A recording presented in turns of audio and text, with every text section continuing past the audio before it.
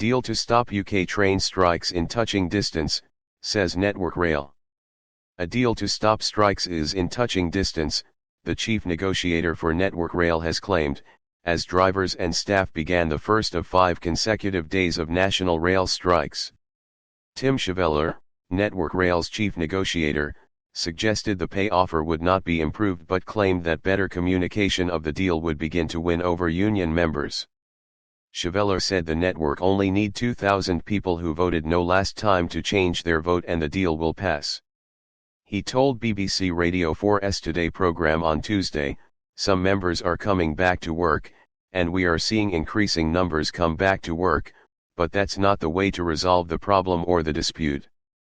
The way to resolve that dispute is through an agreement, and what we're saying to the RMT is that it's very clear from the referendum that they held, they did it very quickly, it was only open for a few days, that was rushed, and it didn't allow and give time for people to ask genuine questions there are associated with the reform elements of this deal," he added.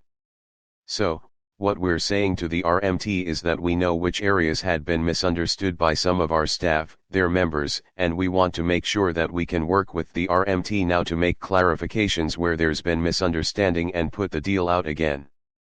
Members of the Rail, Maritime, and Transport, RMT, union at Network Rail and 14 train operators are striking for 2 48-hour periods, starting on Tuesday and again from Friday.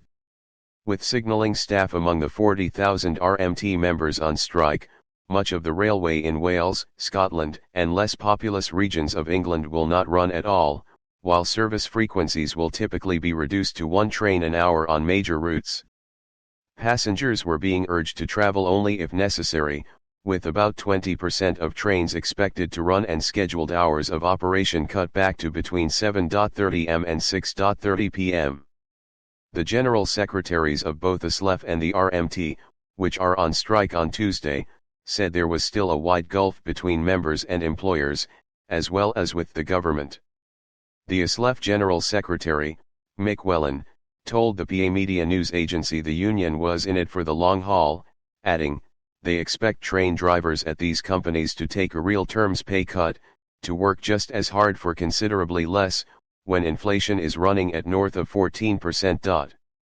Mick Lynch, the RMT General Secretary, also blamed the government for blocking a settlement, saying there was an unprecedented level of ministerial interference.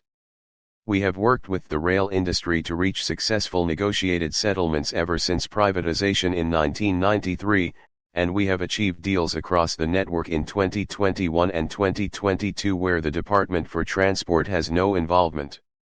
Yet in this dispute, there is an unprecedented level of ministerial interference, which is hamstringing rail employers from being able to negotiate a package of measures with us, so we can settle this dispute." The Transport Secretary, Mark Harper, denied the government had blocked any path to a settlement. Harper told Sky News, "There is a fair and reasonable pay offer on the table. There is not a bottomless pit of taxpayers' money here. Taxpayers have put a huge amount of investment into the rail industry over the last few years when it was hit with a huge impact from the pandemic when people weren't traveling. I think you have got to have an offer that is both fair to the people working in the industry but that is also fair to the taxpayer that is picking up the tab." Settlement. Harper told Sky News, "There is a fair and reasonable pay offer on the table. There is not a bottomless pit of taxpayers' money here.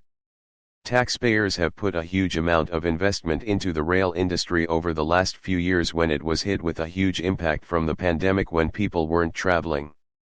I think you have got to have an offer that is both fair to the people working in the industry but that is also fair to the taxpayer that is picking up the tab."